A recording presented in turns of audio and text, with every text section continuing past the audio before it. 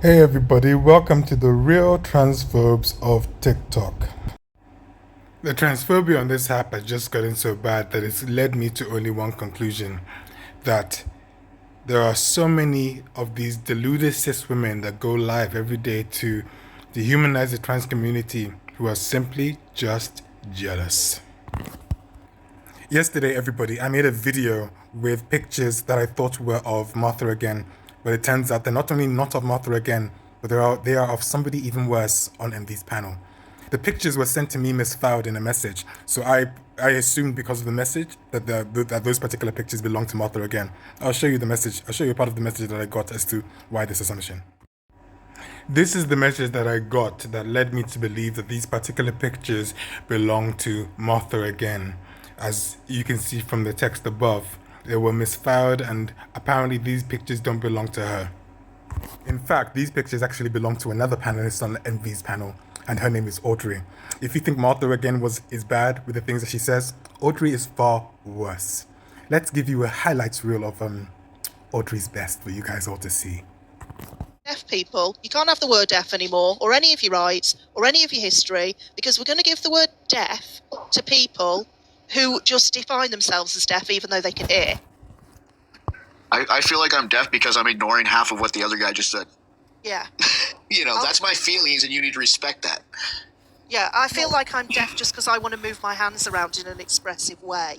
So I'm now deaf, and deaf we would refer to you as trans deaf and we would treat you differently. Yeah. There we go. Responsible for male violence. Oh, God, yes, because men are the problem for everything. No, they are the problem for male violence. I feel like now, Hungry, you're taking two statements and conflating them when they don't equate. The situation that occurred was a trans-identified male. Sorry, Chelsea, I'm not being rude, but I really do need to go, so I'm going to catch you guys another time, but thank you so much for letting me up, okay? I'm really sorry, I have to go. All right, then, personality traits. So perfect, you're making an equivocation. What do you mean? Because I don't think personality traits are associated with me being a man. Like, for instance, I have certain personality traits that would be considered conventionally feminine, right? Like, for instance, I've put eyeliner on and I thought it looked dope as fuck, right? And then I have personality traits that are typically associated with being very masculine. Like, I like really fast cars. I have a fast car. Yeah.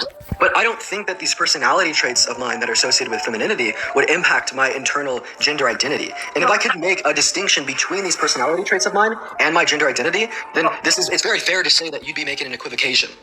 Right. If you believe that gender identity isn't about masculinity or femininity, I'm quite happy for you to believe that. I don't believe in gender identity, so I don't have to defend whatever this internal sense of gender is. It clearly has nothing to do with the topic earlier about social elements of gender, like wearing eyeliner. Well, yeah, actually, gender identity would not have to do with wearing eyeliner. Like, for instance, if there's going to exist, let's say, a trans woman who's a male and doesn't wear a dress or doesn't wear eyeliner. All trans women are male.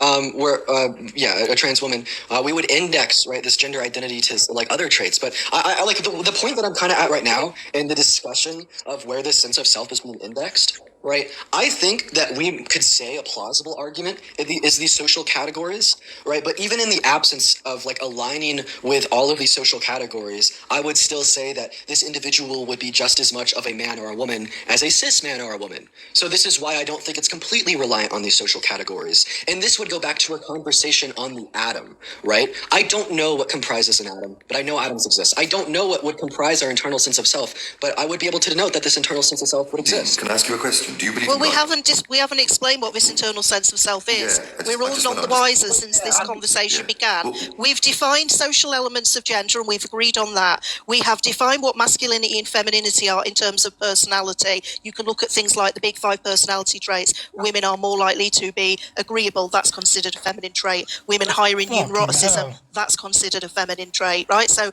we know what these things are. We know what biological sex is. None of these things have explained what this internal sense of self is that is a gender identity. So we really aren't any further on. Can I try? On a maternity ward, she is. Oh my God. Yeah, on a maternity ward, she is. Audrey, please let him finish. Please let him finish.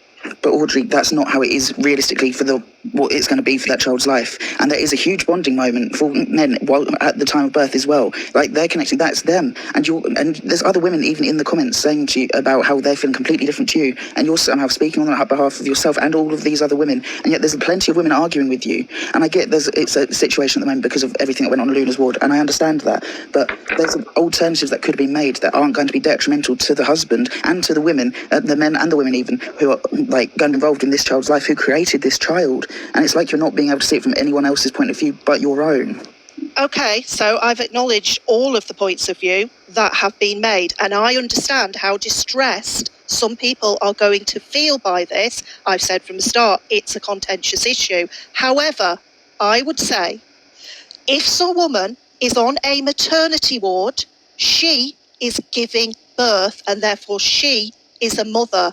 It's what a maternity ward means. Doesn't matter what's going to happen for the rest of that child's life. While she is being in labour and giving birth, she is a mother just as any other woman is. And she should not be treated differently just because she is a surrogate mother, especially as commercial surrogacy is illegal in the UK, and quite frankly, as you can see, Audrey has a lot to say for herself. I mean, that woman never stops yapping her mouth.